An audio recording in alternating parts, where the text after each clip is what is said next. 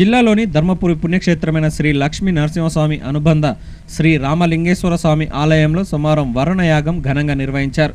రాష్ట్రంలో వర్షాలు విస్తారంగా కురిసి పంటలు సమృద్ధిగా పండి ప్రజలు సుభిక్షంగా ఉండాలని కోరుతూ తలపెట్టిన వరుణయాగంలో భక్తులు మంగళ వాయిద్యాలతో గోదావరికి వెళ్లి బిందెల్లో నీళ్లు తీసుకువచ్చి శ్రీ రామలింగేశ్వర స్వామికి అభిషేకం చేశారు. అనంతరం ఆలయంలో ప్రత్యేక పూజలు నిర్వహించారు.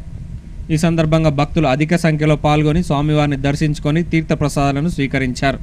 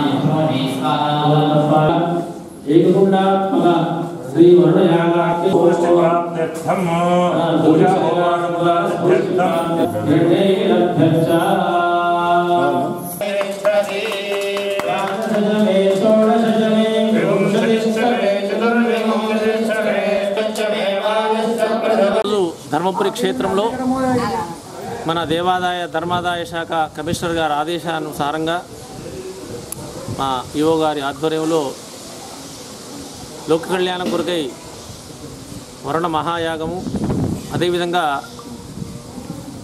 పరమేశ్వరుని యొక్క అనుగ్రహం చేత ఈ రాష్ట్రంలో, ఈ దేశంలో, ఈ గ్రామంలో దుర్భిక్ష నివారణ జరిగి సువృష్టి సకాలంలో వర్షాలు కురవాలనే సత్సంకల్పించి శంకరుడికి ఒక అహోరాత్ర అభిషేకము, గోదావరి జల సంగ్రహణ గ్రామ భక్తుల యొక్క సహాయ సహకారాలతో గోదావరి పరమ పవిత్రమైనటువంటి గోదావరి జల సంగ్రహణ ద్వారా నిరంతరము ఈరోజు 9 గంటలకు ప్రారంభించినటువంటి అహోరాత్ర అభిషేకము రేపు ఉదయం వరకు శంకరుణ్ణి ఆ జలములో మరి కొనియాడడం జరుగుతుంది. పరమశివుని యొక్క అనుగ్రహం ద్వారా వరుణుడు సకాలంలో మనకు వర్షాలు అందించాలనే సత్సంకల్పించి లోక కళ్యాణం కొరకు ఇటు కార్యక్రమాన్ని మనం రామలింగేశ్వర స్వామి ఆలయంలో